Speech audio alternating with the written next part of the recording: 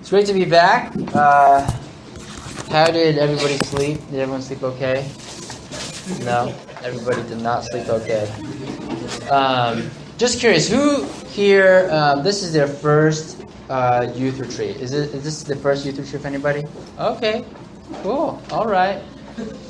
Cool, glad you guys are here. So yesterday, just as a recap, we talked about what it means that we've been called by grace. So the overall theme for this, am I blocking? No, I'm not.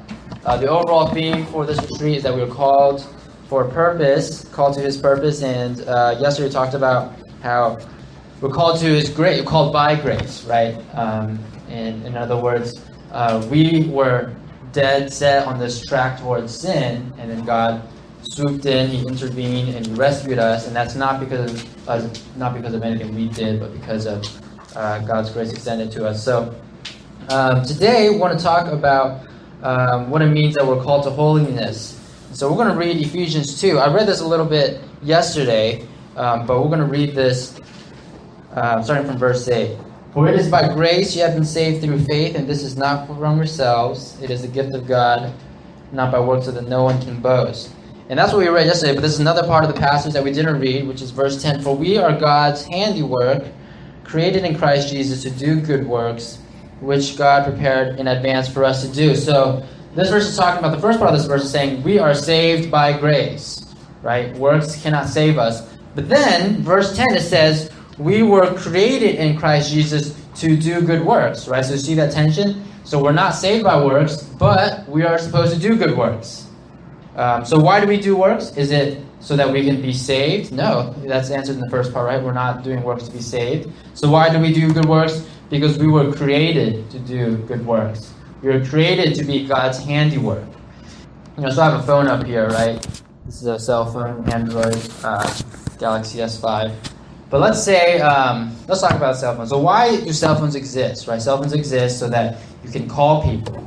That's the purpose for which cell phones were created. But let's say, you have a friend and you buy him a cell phone for his birthday, okay? Let's say you're extra gracious and you buy him a Samsung Galaxy S7 or whatever, okay?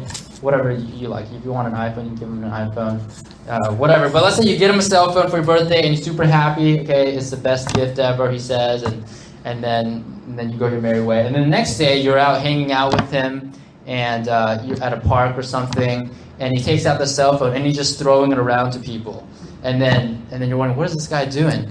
And he goes, oh hey guys, and you're just walking up and he talks to his friends, and, hey guys, this is my friend over here who bought me my frisbee, okay? And you probably say, no, that's not a frisbee, that's actually a cell phone, okay? You're not supposed to throw cell phones around.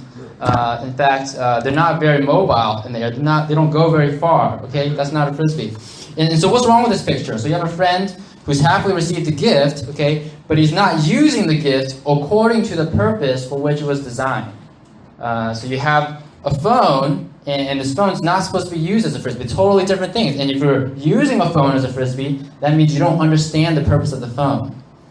In the same way, many Christians, even though they might be saved, they don't live according to the purpose for which they were created. We were created to do good work. That is part of who we are. And if we're not doing good works, then there's something malfunctioning. There's something wrong. So we have been saved by grace. I want to affirm that once again. The Christian life is more than just being saved, though. It's also about living up to what we were designed for. And another way to say that is we're not just saved, but we're called. We're not just saved, but we're called. And then we want to read this theme verse once again. This is 2 Timothy 1:9-10. He has saved us and called us to a holy life, not because of anything we have done, but because of His own purpose and grace. So do you catch that? He has saved us and calls us to live a holy life. So God didn't just save us, He called us. And I think this is very clear to understand, because what this means is there's nobody who is saved but not called. There's no category for that. Either you're not saved, not called, or you're saved and you're called. When somebody encounters God, there isn't just a change in who you are, there's a change in what you do. There's an automatic change in the way you live. And When you read the Bible, again, there's no such category for a person who's saved, whose life doesn't also change. So once you're saved, your life has to change. You have to start living a holy life. Therefore, and this is tough for people to understand, but if you claim to be a Christian, but your life is in no way different than anybody who's not a Christian, then there might be a chance you're not actually a Christian. There might be a chance you're actually not be saved. Because I strongly believe, and I think the Bible affirms this, that if you are saved, then it automatically implies that you're going to start having your life change. You're going to start bearing fruit that you never did before. Let's say you have a friend who, who's on Facebook, and for the longest time his relationship status was single. Okay, and then one day you notice on Facebook he changed his Facebook relationship status, and now it says in a relationship. You go, oh, that's interesting, but it doesn't say in a relationship with whoever, just in a relationship. Okay, so you go, oh, that's interesting. So the next day you ask him about it. You go, hey, so you're dating now? He's like, yeah, I'm dating this friend, whatever. And you go, okay, that's cool. And let's say the next few weeks you hang out with this guy, and you're talking to him some more, and you find, and it's kind of weird because after that initial conversation, you never hear this person talk about this girl, okay? You never see them post any pictures of this girl. You never, you don't know what's going on. So you ask him, so, hey, do you ever hang out with your girlfriend? And he goes, no, not really. Do you ever, when was the last time you went on a date? Oh, actually, we haven't been on a date. Oh, do you know what she likes to do for fun? No, I actually don't really know. Or do you have her phone number? No, I don't have her phone number. Do you know her name? Actually, I don't know her name. Right? So what would you conclude? You conclude, actually, this person is not in a relationship with this girl, right? Despite what his Facebook status says, right? And it's the same exact way with God. We can say all we want, I am in a relationship with God. But if your life is no different, right, then maybe you're not in a relationship with God. Sometimes people would say, I'm in a relationship with God, and you ask, how do you know that? And you go, oh, because one day, I had this emotional experience at church, and I prayed to accept Jesus, and then a few years later, I was baptized. So that's why I'm in a relationship with God. But if your life isn't different, then all you did really was have an emotional experience, and you got wet. That's all you really did. Okay? Because if it's true that you're a Christian, if you truly have a relationship with God, then your life needs to change. When I first got into a relationship with VK, my life changed. I used to have really long hair, and then I had to get a haircut. Right? That was one of the changes. I used to not dress very well, so I had to dress a little bit better. Okay? That's another change. I used to eat pretty unhealthy, so eat junk food a lot, and I realized, I want to start eating healthy. And so my life had to change. And then once I got married, I had to make some more changes, right? I used to invite people over to my place all the time, and now I realize, I'm living with somebody, so I can't just invite people over. I have to ask her if she's okay with me inviting someone over. Or, I used to be kind of messy. I used to just throw things all around and be really disorganized, and I realized, there's another person living here. She doesn't like living in messy places, so I have to be cleaner, right? So I had to change my life. And I think it's the same with God. When we get into a relationship with God, we need to change our lives. Or rather, to put it more rightly, we need to allow God to change our lives. Because the way we operate on a day-to-day basis outside of God should be very different from the way we operate on a day-to-day basis with God. So how should our life change? Well, Paul writes that we are called to holiness. And what does it mean to be holy? To be holy is to be set apart. And to be set apart for a special purpose. That's what it means to be holy, to be called to be holy. And let's say, let's go back to the cell phone story. So let's say you and your friend with a cell phone, you're hanging out on the beach, and this friend has a big bag of sports supplies because you guys love sports. And so he dumps out this bag, and you're about to play, and you notice there's frisbees, there's volleyballs, and there's footballs, whatever. And then you notice your cell phone is in that bag, and it falls out too.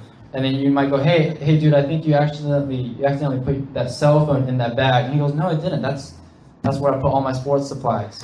You might go, no, that's a bag of sports supplies. The cell phone does not belong in a bag like that. In fact, now I realize why you're not answering any of my calls and text messages, because your cell phone's in this bag along with everything else, right? So why doesn't the cell phone belong in a bag like that? Because it's fundamentally different from everything else. It's supposed to be set apart from all of those things. because it's not meant to be thrown around. It's meant to make calls and to play, Angry Birds and stuff like that. Well, I don't know if you guys play stuff like that. I don't. That's the only game I know. But so I think when we become saved, we're supposed to live holy lives that set us apart from everybody else. And what that means is we have new priorities, new values, new purposes. And when your friends who are not Christians, when they observe you long enough, then they should be able to detect that there's something different. That you're not just an ordinary Frisbee person, right? You're different. You're a cell phone, okay? But in our case, you're not actual cell phones. You're Christians, and you're saved, and you're called to a holy life.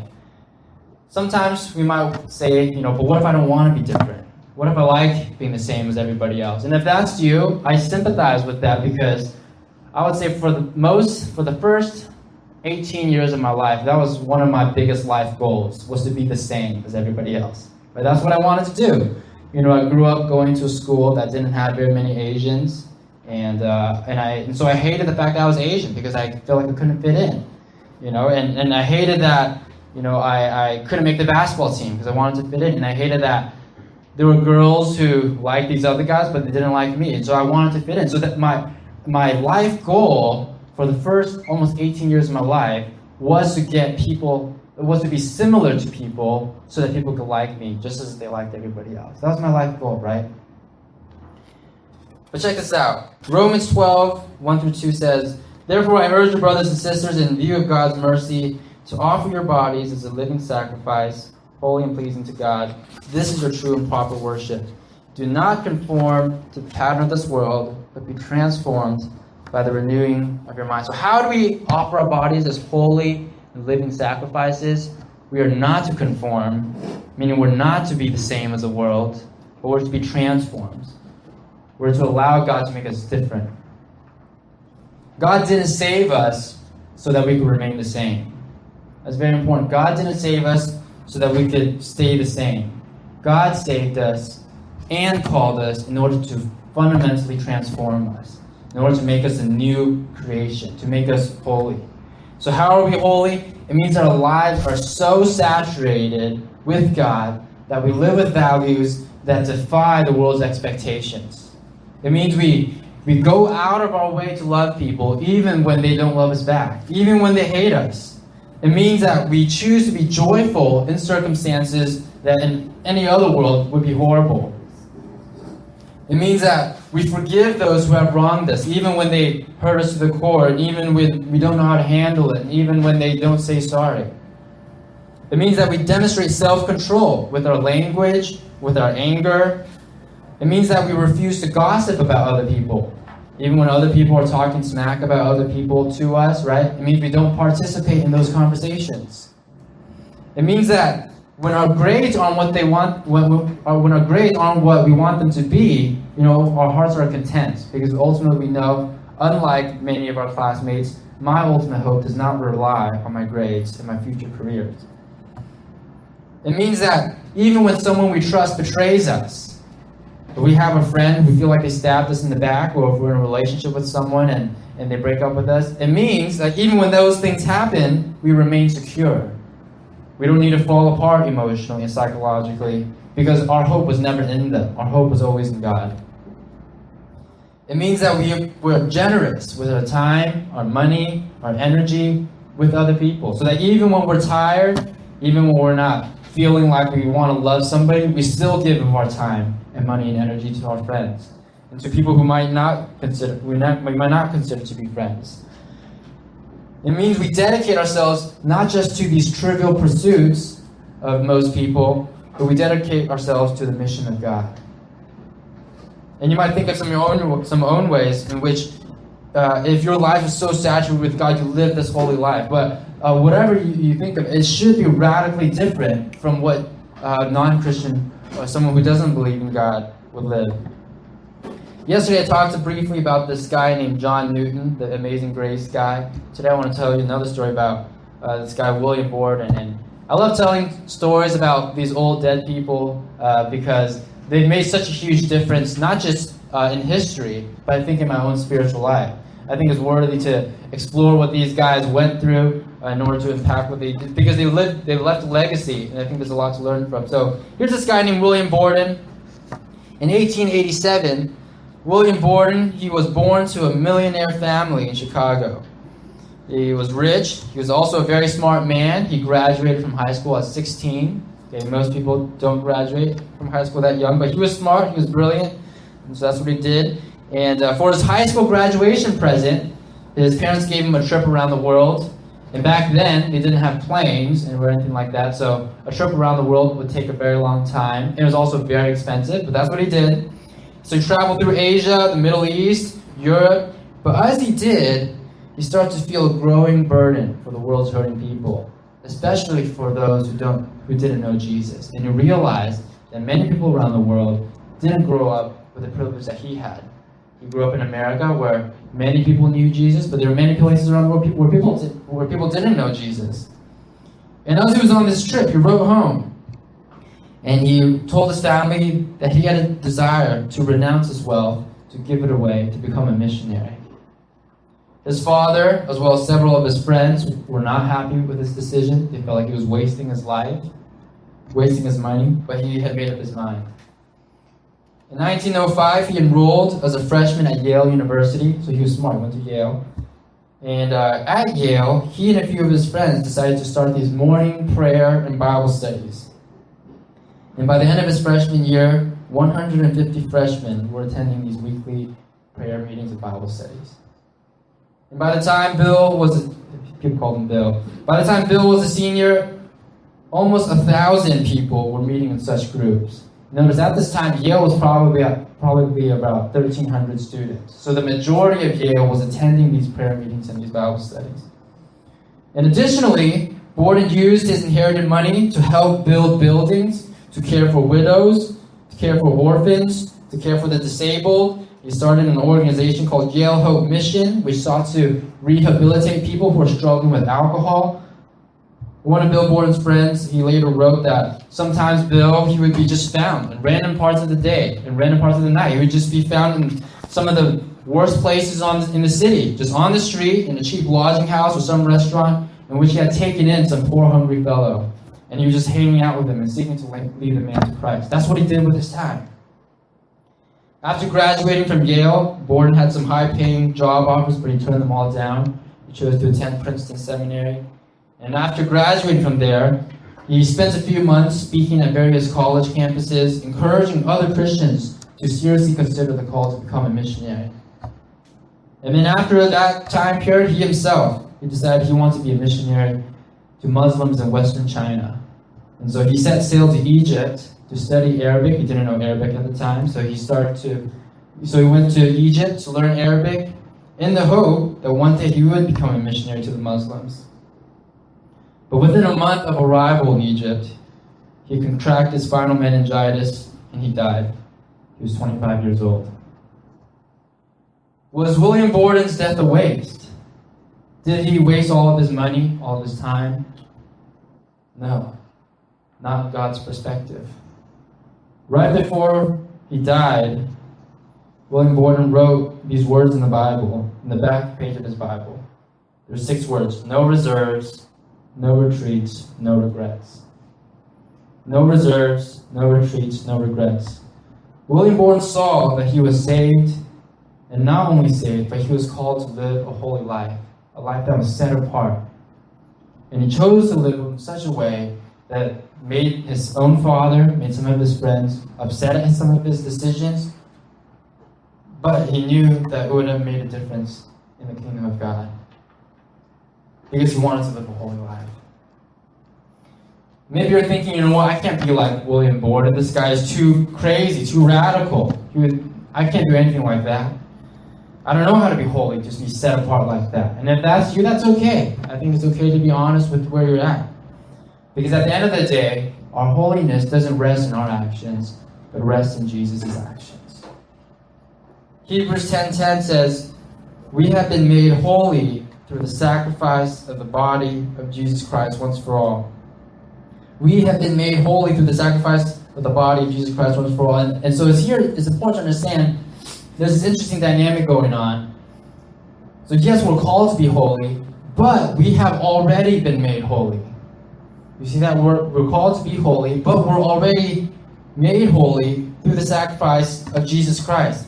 And so we don't make ourselves holy. What we do is we tap into the holiness that we already have and allow that holiness to penetrate every area of our lives. You see that? So it's not that we're sinful and we got to muster up some, ability to be holy. We got to fix ourselves. But rather, if Jesus has made you holy and if Jesus dwells in you, then that holiness already resides in you. And what you got to do is you just got to unleash that holiness into the rest of your life. Holiness is not mustered up on the inside by someone who's not holy. Holiness is penetrated into you from the outside. And that's exactly what Jesus did. The only way you can become holy is if a holy God intervenes in your own life. The only way you can become holy is if someone who is already holy comes to you and makes you holy. And that's what Jesus did. Right? If you are saved, that means Jesus, the only holy man who ever lived, dwells in you right now. And as he is dwelling in you, he is working in your heart. And as he's working in your heart, he is making you holy.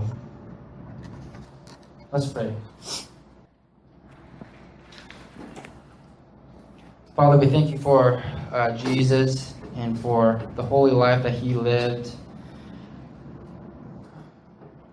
God, I just want to pray that you would help us to understand this call to be holy.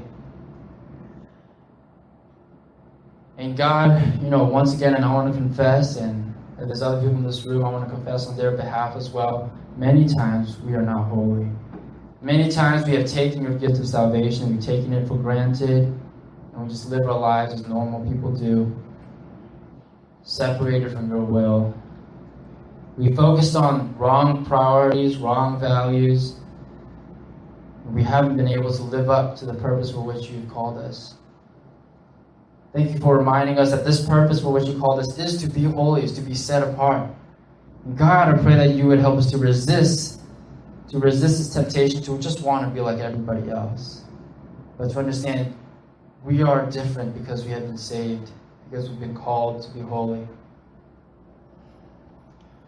Thank you for the example of people like William Borden. God, I pray that people like that may resonate with us. Stories like that may resonate with us so that there's a part of us that longs for something like that in us.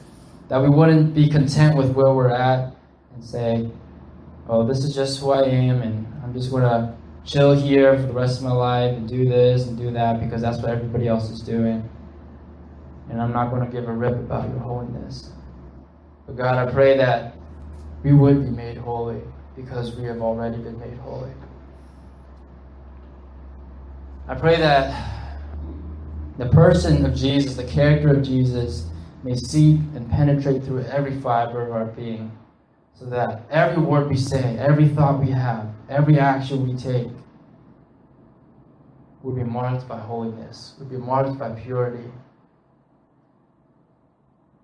And though we live in a world, God, that seeks to distract us so often, that seeks to grab our attention, to seek us to that forces us to focus on trivial things as opposed to who you are. I pray that you would help us to resist those temptations and help us to cling to you.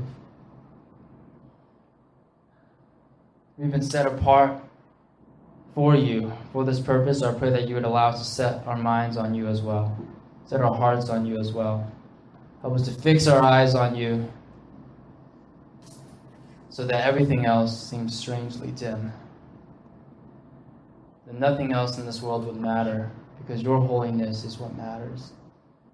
I pray that you would enable us to do good works to those around us so that, as the Bible says, that they may see our good works and praise the Father who's in heaven. I want to pray that prayer for every single one of us that sometime this weekend or sometime this summer we would be able to have the chance to have an encounter with a non-Christian friend,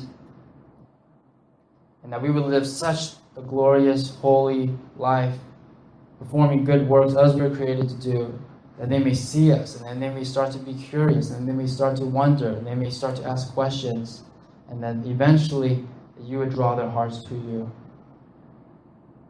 I pray that that may be the call in our life, and I pray that that would be a purpose that we would willingly accept and take on for ourselves. I pray this on your Son's name. Amen.